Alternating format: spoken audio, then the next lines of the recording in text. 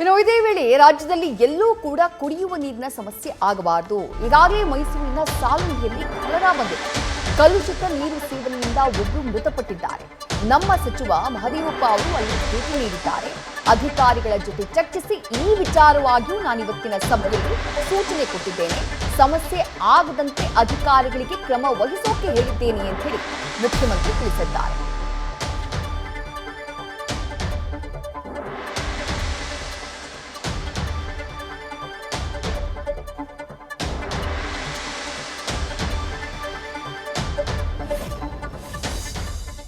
ಈ ಮಳೆ ನೀರು ಕುಡಿಯ ನೀರಿನ ಸಮಸ್ಯೆ ಇದೆಯಲ್ಲ, ಇದರಿಂದ ಕುಲುಷಿತ ನೀರು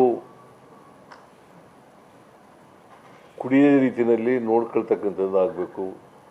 ಯಾಕಂತಂದರೆ ಶುದ್ಧವಾದಂಥ ಕುಡಿಯೋ ನೀರನ್ನು ಜನರಿಗೆ ಕೊಡಬೇಕು. ಯಾಕಂದರೆ ಎರಡು ಕಡೆ ಕಾಲರಾ ಬಂದಿದೆ. ಇದು ಈಗಾಗಲೇ ಕಾಲರಾ ಅಂತೇಳಿ ಅದನ್ನು ಗುರುತು ಮಾಡಿದ್ದಾರೆ.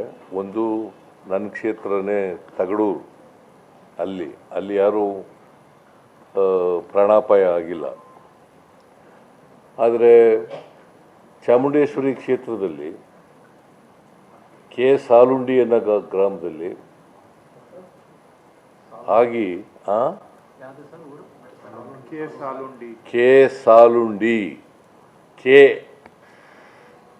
ಸಾಲುಂಡಿ ಕೇರ್ಗಳ್ಳಿ ಸಾಲುಂಡಿ ಅಂತ ಅದರ ಹೆಸರು.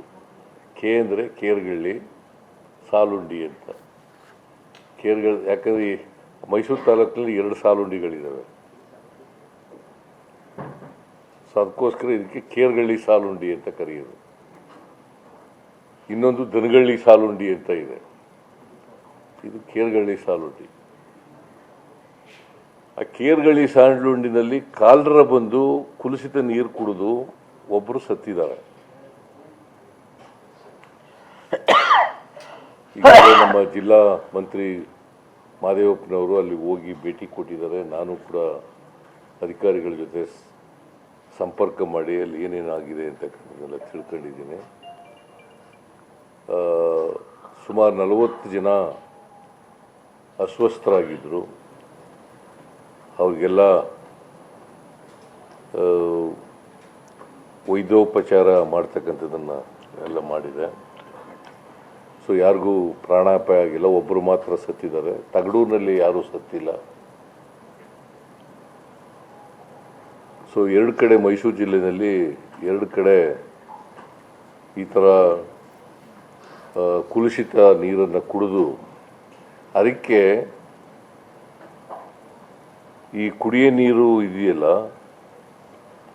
ಅದಕ್ಕೋಸ್ಕರ ಪರೀಕ್ಷೆ ಮಾಡಬೇಕು ಯಾವುದೇ ಕಾರಣಕ್ಕೆ. ನ್ಯೂಸ್ ಫಸ್ಟ್ ನಿರ್ಭೀತಿಯಿಂದ ನಿಮ್ಮ ಪರವಾಗಿ.